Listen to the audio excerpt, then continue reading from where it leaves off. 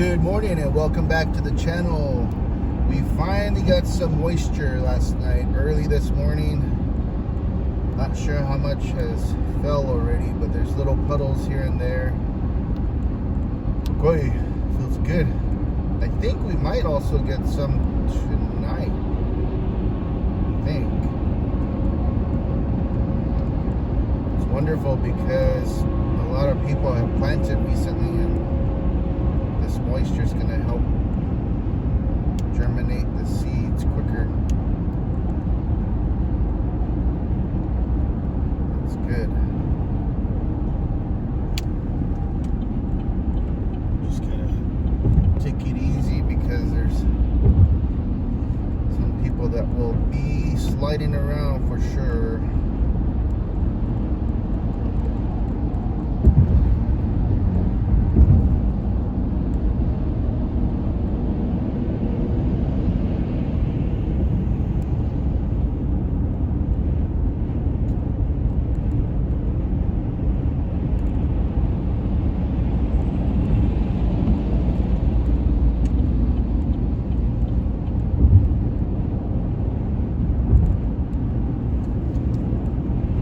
Because they know that we have rejected this idea on its own. Voters have rejected this over and over again. A survey of 800 people released a week ago by the Arizona Education Association shows 7 in 10 Arizonans would prefer a clean renewal of Prop 123 with no changes to the current structure.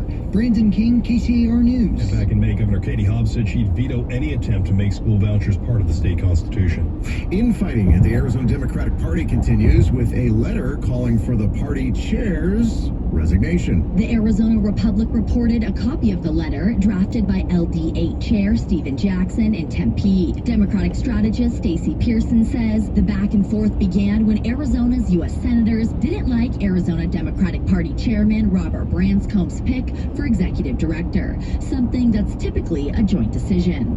The fact that the statewide elected officials have lost faith, and now the fact that this letter is floating out, I think that the chair is going to have to make some decisions about his future. Pearson adds the party needs a 2/3 vote of the Democratic State Committee to remove Branscomb as chairman. Heidi Hommel, KTAR News. KTAR has reached out to the Arizona Democratic Party and has yet to hear back. Well, there's going to be some thinning of the military's top brass under the order of Defense Secretary Pete Hegseth. The Defense Secretary's memo calls for at least a 20% reduction in the number of 4-star admirals and generals serving on active duty and in the National Guard.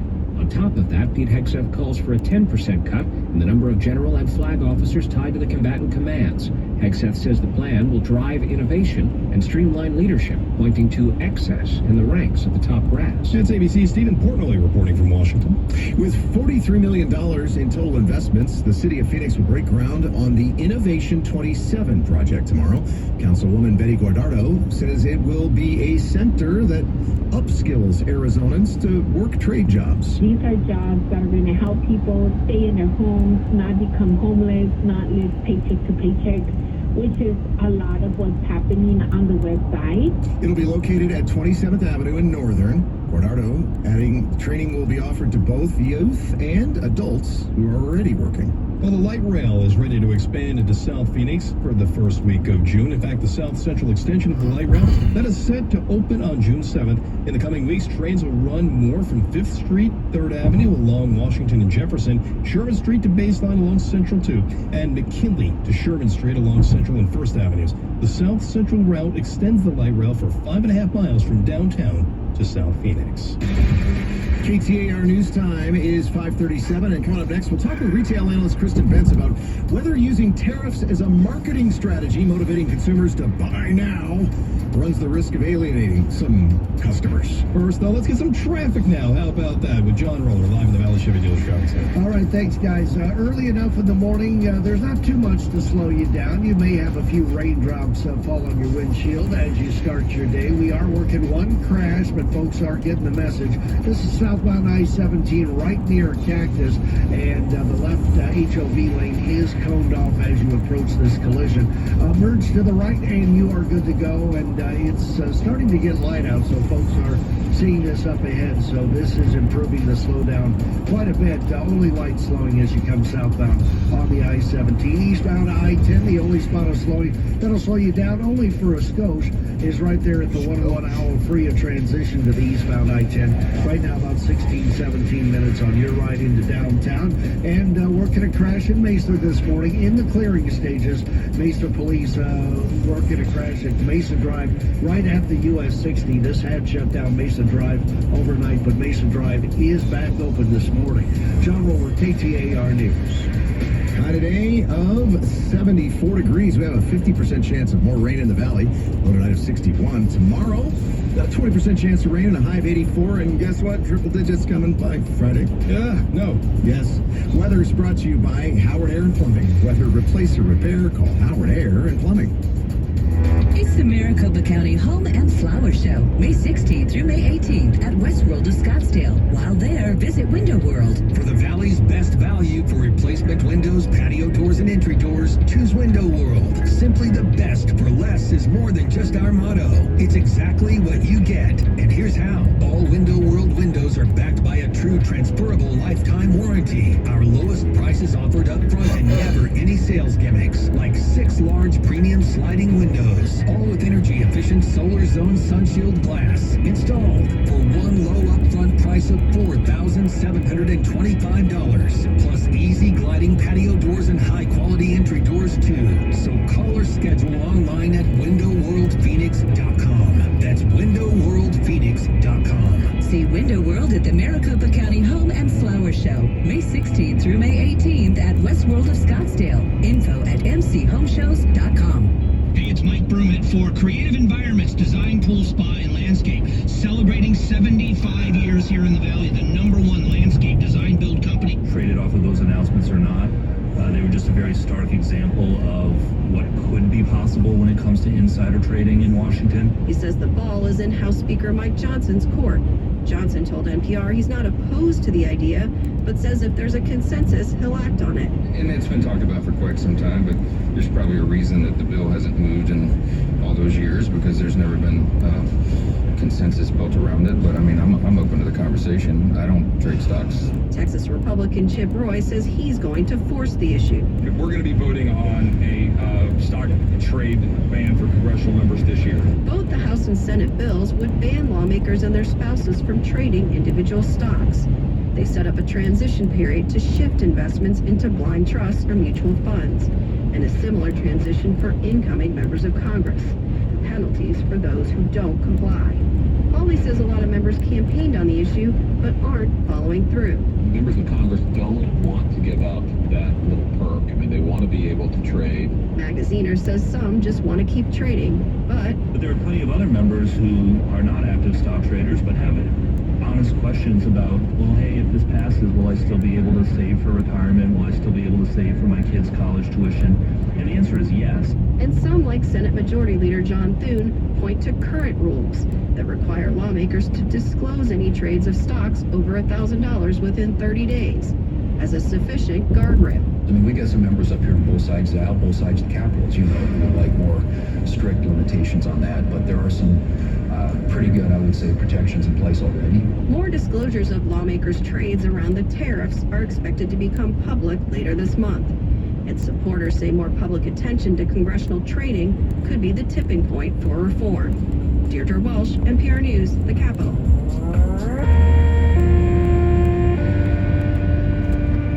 Is here, and we'll ask the questions today at 4 on Outspoken with Bruce and Gatos. At 5:42, I'm Bill O'Neill in this morning for LaDonna Harvey alongside Jim Sharman from the KTAR Business Center.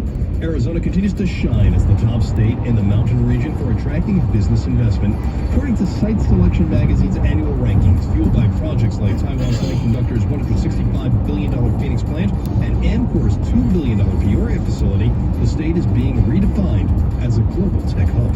On Wall Street right now, Dow futures are down 294, S&P down 49, the Nasdaq's down 236. That is about a 1.25% loss at this point. For more money news, visit the Business Center at KTAR.com. KTAR News Flash. Yeah, this is what what you need to know right now. Signs of political infighting within the Arizona Democratic Party. The Arizona Republic reports a letter is circulating calling for the resignation of the party's chair. Party insiders describe the situation to KTAR News as a distraction.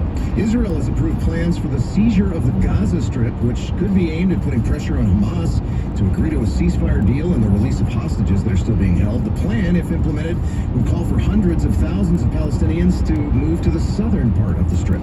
The south central extension of the light rail set to open on June 7th. In the coming weeks, the south central route extends the light rail for 5.5 miles from downtown to South Phoenix.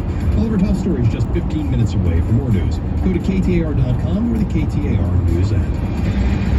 And here's John Roller with an update from the Valley Chevy Dealers Traffic Center. Yeah, thank you very much, Jim. This is the time of morning a lot of commercial truckers get their day started, and I want to give them a heads up that US 93 is shut down near Congress this morning. Now, this crash happened yesterday afternoon and shut down both directions of the 93, and we still have that closure from the I-40 all the way down to Highway 71 this morning. So if you are heading towards the 93, maybe to try to get up to the 40, maybe to get up to Vegas this morning, that is closed.